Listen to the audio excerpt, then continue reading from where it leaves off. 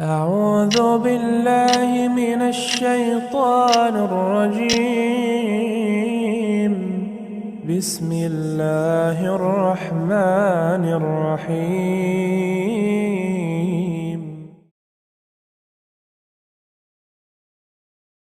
Assalamualaikum warahmatullahi wabarakatuh.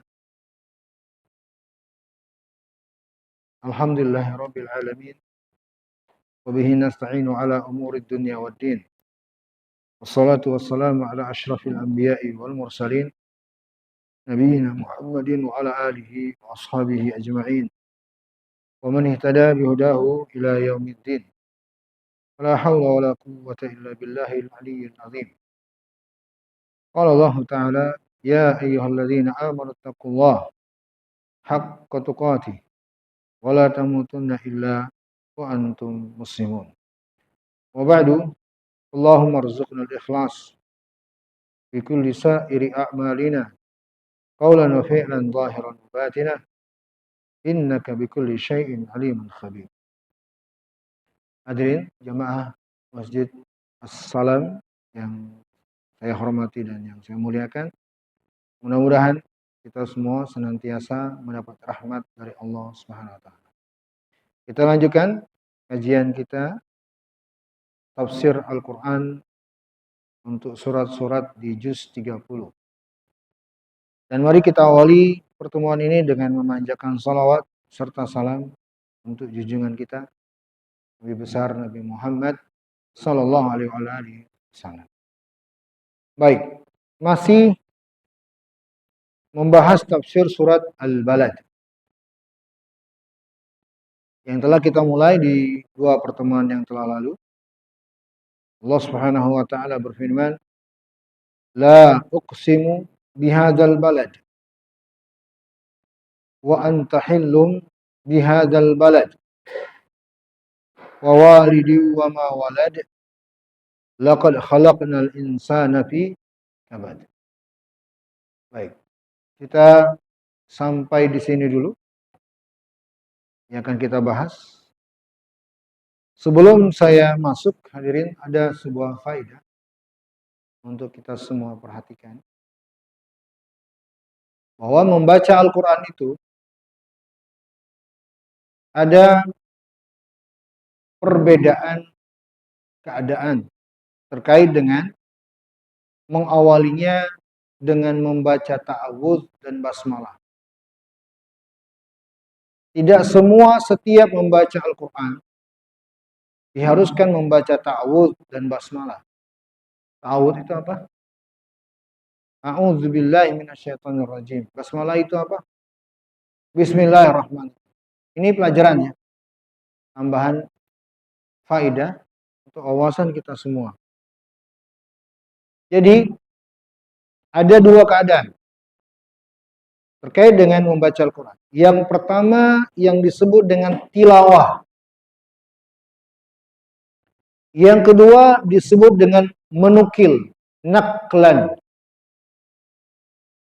Kalau tilawah, yaitu dia yang sengaja membaca Al-Quran, duduk membuka mushaf atau Al-Quran, atau membaca dari hafalannya, yang memang fokus ingin membaca Al-Quran, maka ini namanya tilawah. Untuk tilawah ini dianjurkan dia membaca ta'awudz setiap membaca Al-Quran, dan membaca basmalah hanya ketika membaca Al-Quran dari awal sebuah surat. Kalau dia membaca Al-Quran menyambung tidak dari awal surat, maka cukup ta'awudz aja. Ini keadaan yang pertama, tilawah. Adapun keadaan yang kedua, yaitu menukil ayat Al-Quran. Kalau kita berbicara, berdiskusi, lagi ngobrol, atau ceramah, atau khutbah Jumat, keadaannya bukan keadaan sedang tilawah, tapi ingin menghadirkan bacaan Al-Quran sebagai nukilan. sebagai dalil, sebagai penguat untuk permasalahan yang dibicarakan. Nah, ini namanya menukil. Kalau keadaan yang kedua ini nggak perlu baca ta'awud, nggak juga perlu baca basmalah. Jadi keliru. Kalau ada orang yang di tengah-tengah ceramah, lalu ingin membaca ayat Al-Quran, lalu diawali dengan ta'awud dan basmalah, itu keliru. Hal ini telah dipraktekkan oleh Nabi kita, Nabi besar Muhammad Sallallahu Alaihi Wasallam. Nabi ketika beliau khutbah atau ceramah selalu mengawali dengan membaca ayat. Itu tadi yang saya bacakan. Ya ayyuhalladzina amanu taqullaha haqqa tuqatih wa la tamutunna illa wa antum muslimun. Ya ayuhan nasu taqu rabbakumul ladzi khalaqakum min nafsin wahidah, dan seterusnya. Atau beliau memberi nasihat kepada para sahabat seperti nasihat hadis Mu'ad yang panjang itu. Di tengah-tengah nasihatnya beliau datangkan ayat Al-Quran. Dan tidak disebutkan Nabi pada keadaan yang kedua ini, yakni menukil, mengawali dengan membaca ta'awud atau basmalah. Bisa dipahami ini? Seperti saya nih. Saya ceramah ini, bukan tilawah. Maka saya bisa aja langsung la uqsimu bihadzal balad wa anta hillum bihadzal balad wa walidi wa ma walad, tanpa membuka dengan ta'awud dan basmalah. Kenapa? Kenapa hadirin? Saya bukan sedang tilawah ini, tapi saya sedang ceramah. Lalu perlu membawakan ayat, menukil ayat Al-Quran. Jadi ini sebuah pelajaran. Dan ini ditegaskan oleh sejumlah ulama, di antaranya Fadilatul Syekh Shalih Al-Fauzan, hafizahullah ta'ala. Kalau Anda ingin menukil ayat di tengah-tengah pembicaraan Anda, nasihat, ceramah, tidak perlu membaca ta'awud dan basmalah. Sebagaimana itu yang dilakukan oleh Nabi kita, Nabi besar Muhammad sallallahu alaihi wasallam. Ta'awud dan basmalah hanya ketika Anda tilawah. Memang ingin membaca Al-Quran. Baik. Kita telah membahas tafsir untuk ayat yang pertama dan ayat yang kedua. Sekarang kita masuk ayat yang ketiga. Allah Subhanahu wa taala berfirman, "Wa walidi wa ma walad." Dan demi bapak dengan anaknya. Bapak dan dengan anaknya. Ada sejumlah tafsiran para ulama untuk ayat yang ketiga ini. Yang jelas, ayat yang ketiga ini hadirin masih konteksnya sumpah dari Allah Subhanahu wa taala, belum masuk kepada yang disumpahi. Ini masih ayat berupa sumpah Allah. Ayat yang pertama sumpah, la uqsimu bihadzal balad, benar-benar aku bersumpah dengan atau atas nama negeri ini, yaitu kota Mekah. Ayat yang kedua, wa anta hillum bihadzal balad, dan engkau yang berada di kota Mekah tersebut. Dan yang ketiga, wa walidi wa ma walad, dan demi anak demi bapak dengan anak. Maka ayat yang ketiga ini masih ayat sumpahnya Allah tabaraka wa ta'ala. Adapun penjelasannya, kalau dalam tafsir Ibnu Katsir rahimahullahu ta'ala, beliau membawakan penjelasan dari Imam Mujahid, Abu Saleh, Qatadah, Imam Ad-Dhahhak, Imam Sufyan Ats-Tsauri, dan yang lain-lainnya dari para ulama pakar sejak terdahulu, mengatakan bahwa yang dimaksud dengan bapak di sini adalah Nabiullah Adam, dan yang dimaksud dengan anak di sini adalah keturunannya. Ya. Hadirin yang saya hormati dan yang saya muliakan, ini adalah salah satu penafsiran para ulama untuk ayat yang ketiga ini terkait dengan apa maksud bapak dan anak yang diinginkan di dalam ayat ini. Dan ada tafsir para ulama lain seperti yang datang dari Syekh Ibnu Utsaimin rahimahullahu taala. Beliau mengatakan al-muradu yang diinginkan dengan bil walid wa ma walad, bapak dan anak di sini adalah kullu walidin wa ma walad. Setiap bapak dan anak, setiap induk dan anak, termasuk hewan. Jadi kalau pendapat yang kedua ini mengatakan bahwa yang Allah jadikan sebagai sumpah keadaan, status, demi yang dia statusnya bapak atau induk, dan demi dia yang statusnya anak.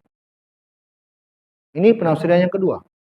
Kalau penafsiran yang pertama, demi Nabiullah Adam dan anak keturunannya. Untuk dua penafsiran ini bisa dipahami dua-duanya, silakan aja. Karena kaidah dalam ilmu tafsir, perbedaan tafsir itu selagi tidak bertentangan, maka yang paling layak untuk kita ambil kompromi semuanya. Sehingga pelajarannya adalah di sini betapa tingginya kedudukan Nabi Adam dan anak keturunannya, yakni manusia. Dan betapa tingginya kedudukan orang tua dengan anaknya. Itu pelajarannya. Karena Allah menjadikannya sebagai sumpah. Maka pelajarannya juga dari sini bahwa manusia itu betapa tingginya kedudukannya bagi Allah. Yang namanya manusia itu sesuatu makhluk ciptaan Allah yang Allah muliakan. Bahkan dalam riwayat Nabi katakan, jiwa seorang muslim, hamba Allah, bagi Allah itu lebih mulia dibandingkan langit dan bumi. Mulia. Ya. Makanya hadirin yang saya hormati dan yang saya muliakan, dosa besar yang luar biasa besarnya diantaranya apa? Membunuh orang lain. Dan mencela, menghinakan, merendahkan orang lain. Karena Allah Subhanahu wa taala telah memuliakan manusia. Tidak boleh dihilangkan, ditumpahkan darahnya tanpa alasan yang dibenarkan, dan tidak boleh direndahkan, dilecehkan tanpa alasan yang dibenarkan secara syariat. Sebab Allah telah memuliakan manusia. Baik. Kemudian saya langsung masuk ayat yang keempat. Allah berfirman setelahnya, laqad khalaqnal insana fi kabad. Allah Subhanahu wa taala berfirman yang artinya, sungguh kami telah menciptakan manusia benar-benar dalam keadaan bersusah payah. Baik, sebelum saya masuk ke penafsiran dan penjelasan ayat ini, saya ingin konfirmasi dan memperjelas serta mempertegas jamaah semua yang sudah lama kita belajar tafsir nih. Udah mungkin mau 2 tahunan ya di sini. Tentang penjelasan kata subjek yang Allah Subhanahu wa taala gunakan, yaitu kata jamak, nahnu. Nahnu atau na. Laqad khalaqna. Kami telah menciptakan. Sekarang saya tanya. Dan mesti bisa dijawab oleh yang belajar tafsir nih di sini. Ketika Allah menggunakan kata kami, kita, atau kami, yang secara bahasa ini adalah kata yang menunjukkan subjek yang bermakna jamak, betul? Nah, sekarang bila Allah yang mengucapkan, apa maknanya? Apakah berarti Allah atau Tuhan itu banyak? Siapa yang bisa menjelaskan? Ayo loh, ini sudah sekian kali berulang loh.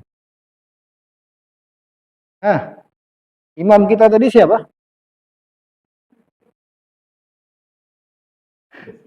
Spesial. Harus tahu ya berarti ya. Imam. Varian, silakan.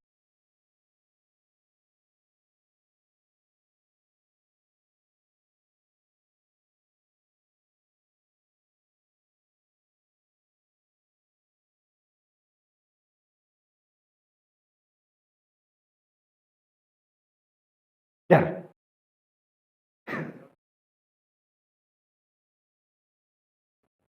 Masya Allah.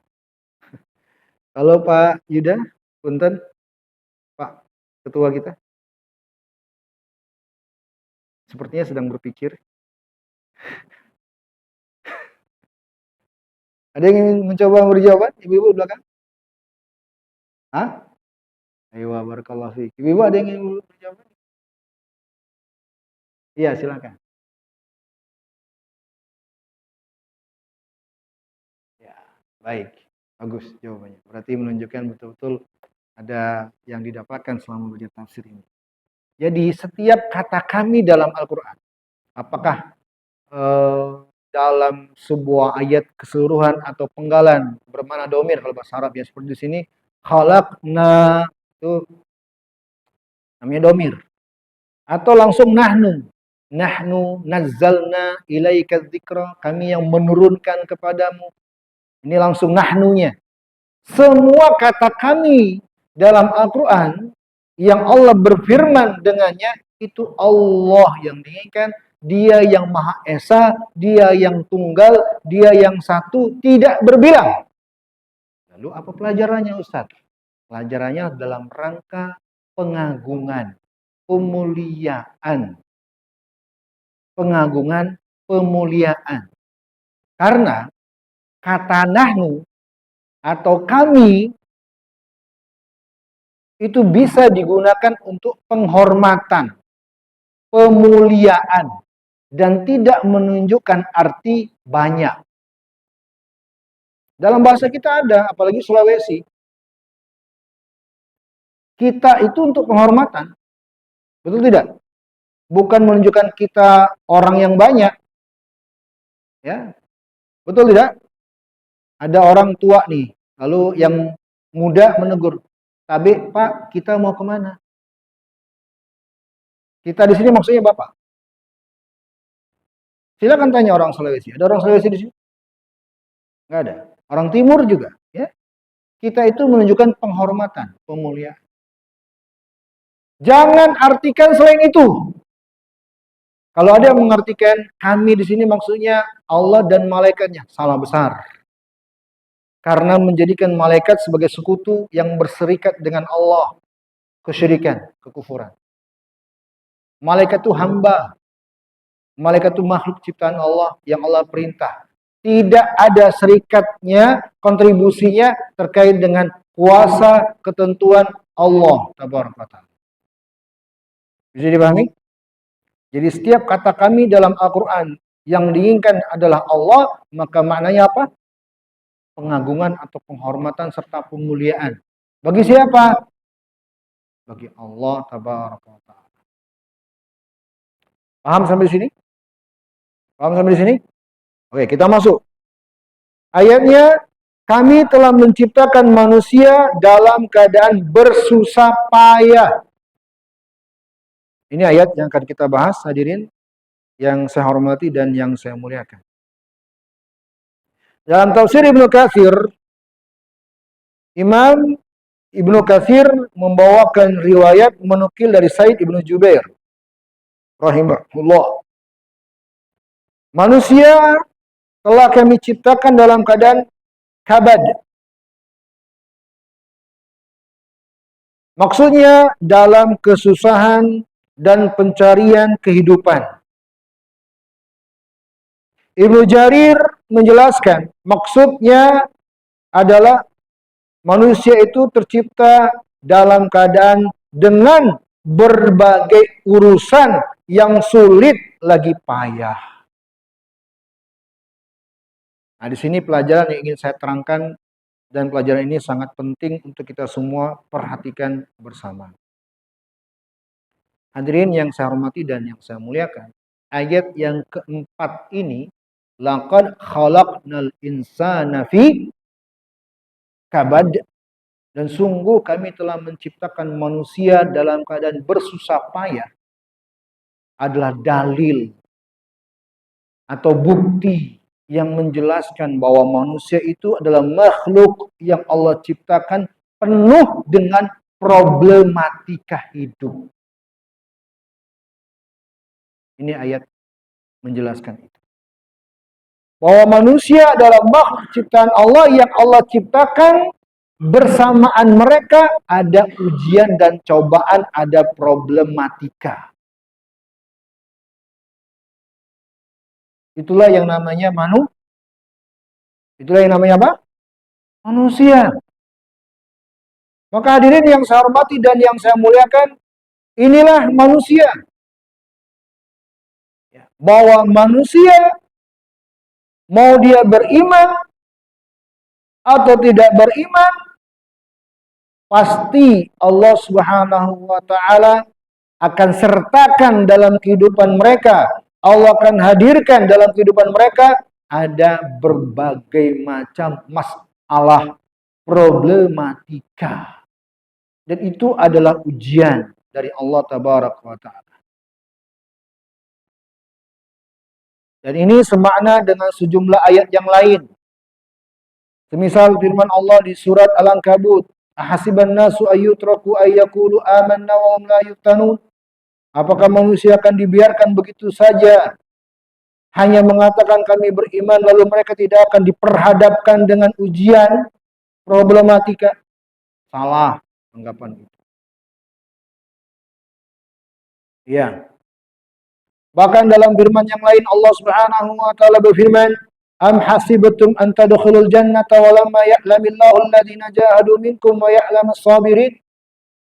Di surat Ali Imran ayat 142, apakah kalian mengira kalian akan bisa masuk surga pada belum nyata bagi Allah yang menentukan siapa di antara kalian yang bersungguh-sungguh, siapa yang berjuang di antara kalian, siapa yang bersabar di antara kalian, yang akan diketahui dengan berbagai macam ujian dan cobaan.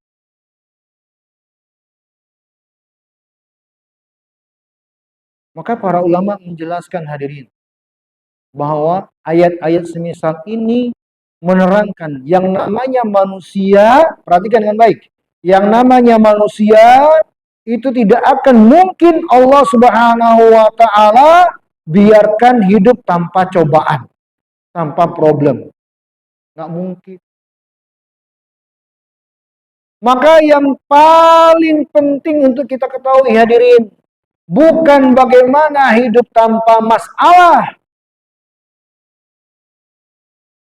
Sebab nggak akan mungkin manusia hidup tanpa masalah secara keseluruhan. Kalau tanpa masalah untuk sebagian perkara dalam hidup, bisa jadi memang. Misal, coba Anda menjadi seorang ketua tanpa masalah. Boleh, silakan.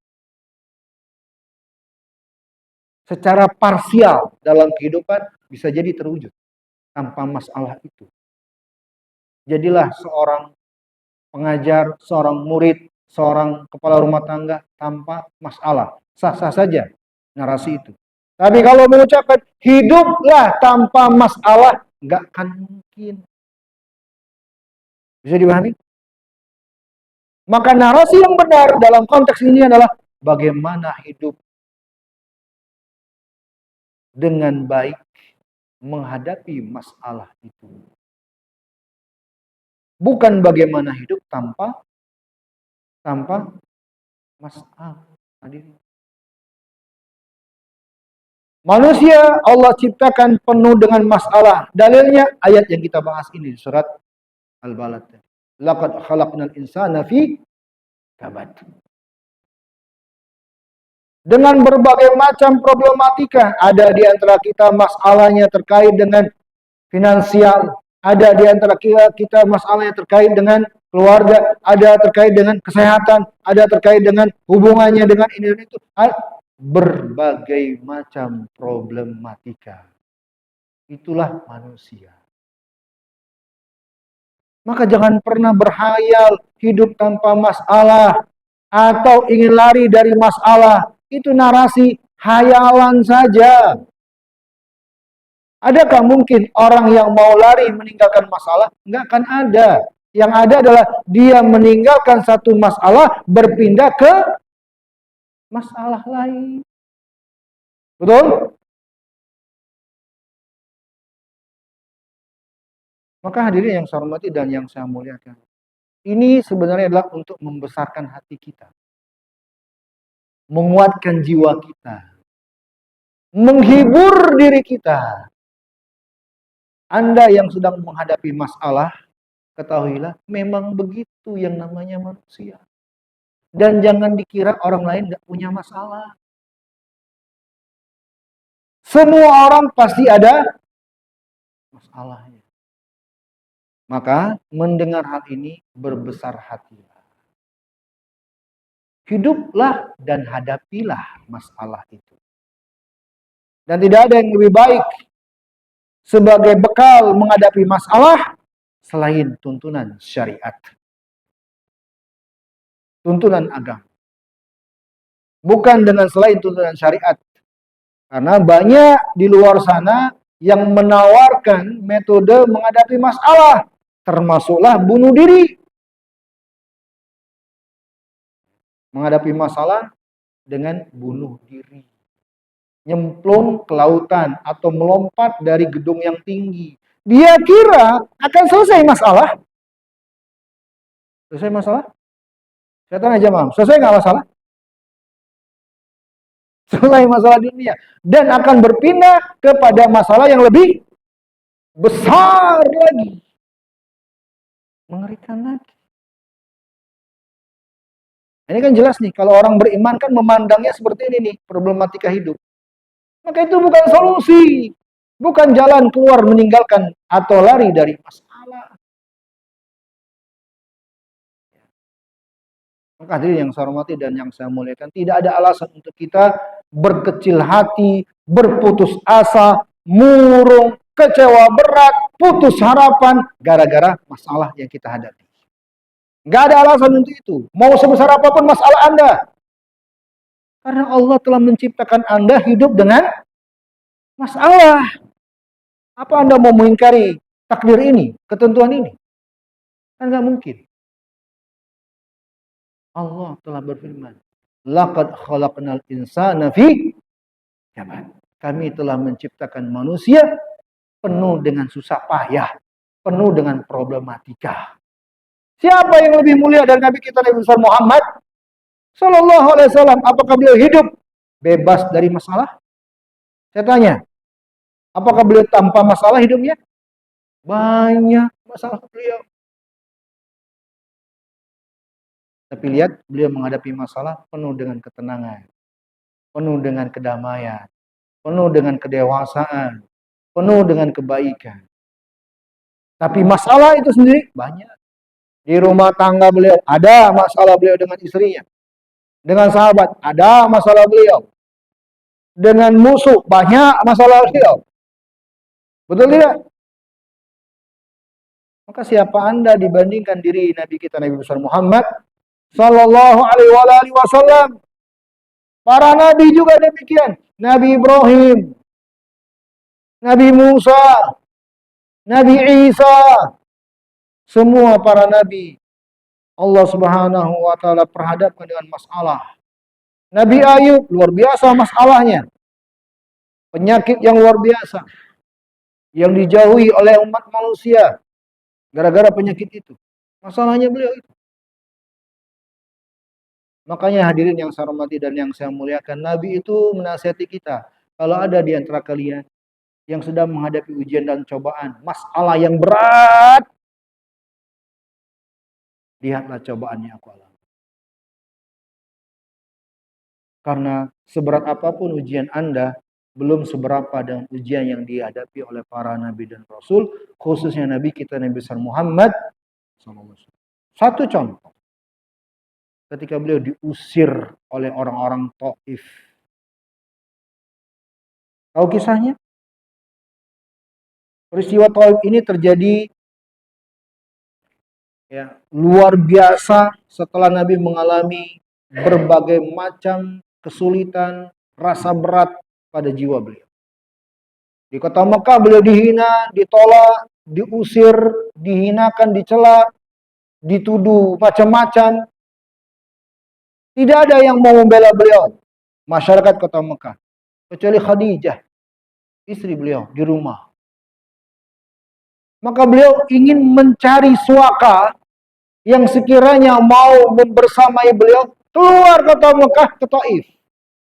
Bayangkan, saya jelaskan ini untuk Anda bayangkan betapa lagi daunnya jiwa Nabi mencari bantuan. Bersama dengan itu sampai di Taif, apakah diterima oleh orang Taif? Tidak, diusir, dilempar. Diusir, dilempar, dihina.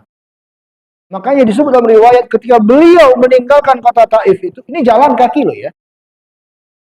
Berapa ratus kilometer itu kota Mekah ke Taif itu? Saya pernah mengukur kurang lebih dari sini ke Bandung.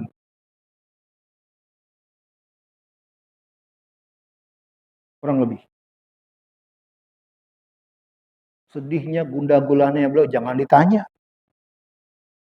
Beliau pulang dari Taif disebut dalam riwayat seperti orang yang linglung. Orang yang linglung itu orang yang nggak sadar, nggak apa namanya, apa istilah kita selempuyungan, apa namanya, keleyengan, apa, sempoyongan. Maksudnya dia yang melihat lalu kayak goyang itu loh, keleyengan ya, hah? Keleyengan. Makanya malaikat datang untuk menawarkan bantuan. Karena telah diketahui Rasulullah betul-betul lagi kondisi down. Itu kondisi yang tidak ada kita seberat itu hadirin. Begitu luar biasanya problem yang Nabi sallallahu alaihi wasallam hadapi. Tapi Nabi sallallahu alaihi wasallam dengan tegar menghadapi itu semua. Maka betapa kerdilnya kita ketika Allah Subhanahu wa taala tetapkan ada masalah, lalu putus asa, berkecil hati, kerdil jiwanya, mencari jalan pintas perkara-perkara yang dilarang oleh syariat. Kerdil jiwa kita.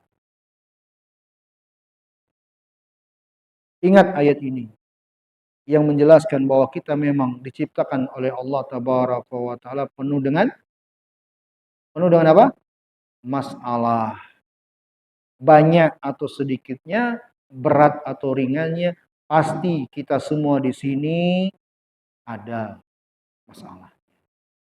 Dan ingat bahwa manusia yang paling berat Allah timpakan masalah problematika hidup itu adalah kalangan para nabi dan rasul.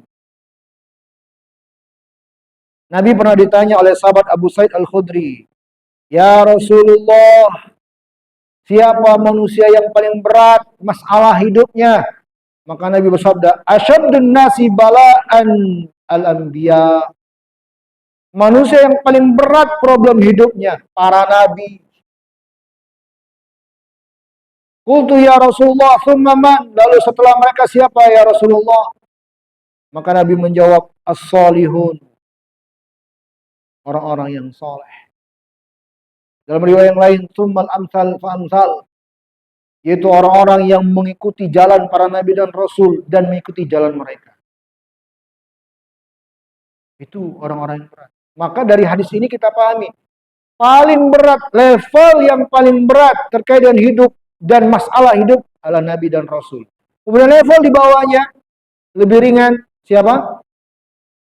Para pengikut nabi dan rasul, berarti para sahabat kalau kita ikutkan ke penjelasan Nabi Muhammad. Kemudian orang-orang soleh dan seterusnya. Lalu kita siapa ketika menginginkan hidup tanpa masalah? Itu cuma pegadaian, menyelesaikan masalah tanpa masalah. Aduh iya, saya jadi sponsor. Saya tarik deh kalau gitu. Saya bukan, saya nggak sponsor. Saya nggak ada hubungannya. Loh. Maka mari besarkan jiwa kita. Itu tujuan saya. Saya, bapak-bapak, ibu-ibu, Hidup, selagi kita hidup di dunia ini, pasti ada masalah. Imam Ahmad ditanya, kapan manusia itu akan terbebaskan dari masalah, digoda, disesatkan oleh syaitan? Kapan? Jawaban Imam Ahmad apa? Anda jawabannya, kapan itu? Setelah satu langkah dia masuk surga. Artinya setelah pasti masuk surga. Selama itu belum terwujud, jangan pernah berhayal. Bermimpi. Hidup bebas dari masalah.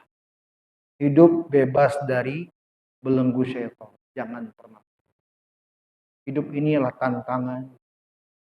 Hidup inilah cobaan. Hidup inilah penuh problematika. Kalau nggak mau, masuk surga. Lalu bagaimana caranya Anda mau masuk surga? Menghadapi ujian dari Allah aja nggak mau. Maka nggak akan mungkin Anda bisa masuk surga kalau begitu. Maka hadirin yang saya hormati dan yang saya muliakan, mari kita besarkan jiwa kita. Hiduplah berdamai dengan masalah. Bukan hiduplah tanpa masalah. Hadapilah masalah dengan tuntunan syariat. Dan tidak ada yang lebih baik selain tuntunan syariat. Besar atau kecilnya, banyak atau sedikit. Maka Anda baru sadar bahwa Anda adalah manusia. Ketika Anda tahu, Anda hidup pasti dengan masalah. Dan ingatlah terus, semakin kuat keimanan kita, maka potensi ujian dan masalah pun semakin besar. Dan itulah yang Allah Subhanahu wa taala telah tetapkan. Alif Lam Mim, hasiban nasu ayyutraku wa yaqulu amanna wa hum la yuftanun wa laqad fatanna alladziina min qablihim fala ya'lamanna Allahu alladziina shadaqu wa la ya'lamanna al-kadzibin. Alif Lam Mim, apakah manusia menganggap tidak ada ujian, tidak ada cobaan, dibiarkan begitu saja setelah mengaku beriman? Oh, jangan mengira seperti itu. Tidak. Sungguh kami telah menimpakan ujian, masalah, problematika bagi orang-orang sebelum mereka yang dengan masalah, ujian dan cobaan itulah akan diketahui siapa yang betul-betul beriman dan siapa yang berdusta dengan pengakuan keimanannya. Hadirin yang saya hormati dan yang saya muliakan, mungkin ini penjelasan untuk pertemuan kita kali ini karena sudah di penghujung waktu, ya kan? Betul tidak? Sebelum saya tutup, mungkin ada yang mau bertanya atau mungkin ada yang ingin disampaikan, saya persilakan. Ya, silakan. Ya.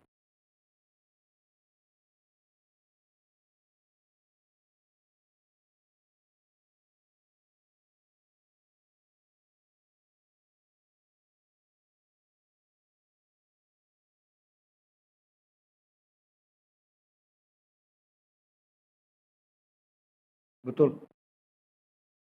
Baik. Pertama, kalau yang diinginkan dengan kalimat dalam pertanyaan ini terkait dengan musibah ya, musibah, bala gitu, maka Nabi sendiri menjelaskan dalam riwayat, yang namanya musibah itulah segala perkara yang mengguncangkan jiwa seorang muslim. Dalam hadis Nabi beri contoh, hatta tertusuk duri kakinya itu musibah. Setiap perkara yang membuat terguncangnya hati seorang muslim itu musibah. Ini yang pertama. Kalau yang diinginkan adalah ujian dari Allah, bedakan. Karena ujian itu lebih bersifat umum. Kalau ujian dari Allah, maka segala apakah dia bersifat kebaikan atau bersifat keburukan, itu ujian dari Allah. Karenanya Allah berfirman, wa nabluukum bisyarri wal khair. Kami akan uji kalian dengan keburukan, dengan kebaikan. Maka kalau pertanyaan yang diingat dengan pertanyaan ini, yang apa yang dianggap sebagai ujian? Jawabannya adalah segala kebaikan, segala keburukan itu ujian dari Allah untuk kita. kebaikan, ujian dari Allah untuk menentukan siapa di antara kita yang mampu untuk bersyukur, keburukan adalah ujian dari Allah untuk menentukan siapa di antara kita untuk mampu bersabar, menerima takdir. Ya. Nah, kalau yang menginginkan spesifik musibah, apa yang menginginkan musibah itu adalah, Ustadz, musibah itu segala yang mengguncang jiwa seorang muslim. Itu musibah. Mungkin itu jawabannya. Wallahu ta'ala, semoga bisa dipahami. Ada lagi? Mungkin satu terakhir? Tidak ada? Baik, kalau tidak saya cukupkan sampai di sini. Jazakumullah khairan. Terima kasih atas perhatiannya. Semoga apa yang kita pelajari Allah berikan manfaat dan kebaikan untuk kita dunia dan akhirat. Dan saya mohon maaf atas segala keterbatasan dan kekurangan, dan hanya kepada Allah saya mohon ampunan. Kita tutup subhanakallahumma bihamdika asyhadu an la ilaha illa anta astaghfiruka wa atubu ilaik. Wabillahi taufiq wal hidayah wa akhiru da'wana alhamdulillah. Assalamualaikum warahmatullahi wabarakatuh.